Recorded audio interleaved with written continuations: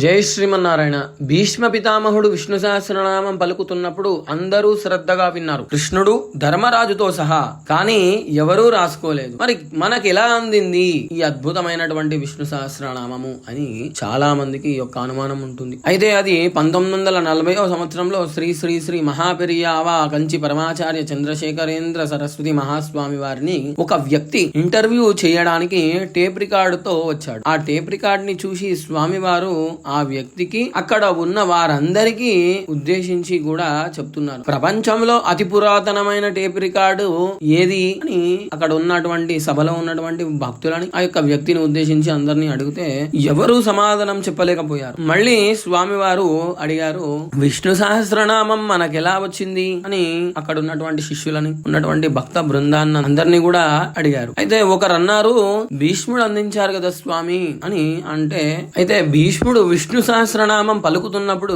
ఎవరు రాశారు అని అడిగితే సభంతా కూడా నిశ్శబ్దమైంది. అప్పుడు స్వామివారు చెప్పడం మొదలు పెట్టారు, భీష్ముడు సహస్రనామాలతో శ్రీకృష్ణుడిని స్తుతిస్తున్నప్పుడు కృష్ణుడు, పాండవులు, వ్యాస మహర్షితో సహా కూడా అందరూ అత్యంత భక్తి శ్రద్ధగా వినడం మొదలు పెట్టారు, గాని ఎవరు కూడా వ్రాసుకోలేదు. అయితే అప్పుడు యుధిష్ఠిరుడు అన్నాడు, ఈ యొక్క 1000 నామాలను మనం అంతా కూడా విన్నాము, కానీ మనం ఎవరము వ్రాసుకోలేదు. ఇప్పుడు ఎలా కృష్ణ? అక్కడ ఉన్న వారంతా కూడా అవును కృష్ణ, ఇప్పుడు ఎలా ఈ సహస్రనామం మాకందరికీ కూడా కావాలి అని అందరూ శ్రీకృష్ణ భగవానుని వేడుకున్నారు. అప్పుడు శ్రీకృష్ణుడు అన్నాడు, అది కేవలము సహదేవుడికి, వ్యాసుడికి మాత్రమే సాధ్యపడుతుంది అని అన్నాడు. అదెలా కృష్ణ అని అందరూ అడిగితే అప్పుడు శ్రీకృష్ణుడు అంటున్నాడు, మన అందరిలో సహదేవుడు ఒక్కడే సూత స్ఫటికము వేసుకున్నాడు. ఈ స్ఫటికము మహేశ్వర స్వరూపం. దీని ప్రత్యేకత ఏమిటంటే వాతావరణంలోని శబ్ద తరంగాలని గ్రహించి తనలో దాచుకుంటుంది. సహదేవుడు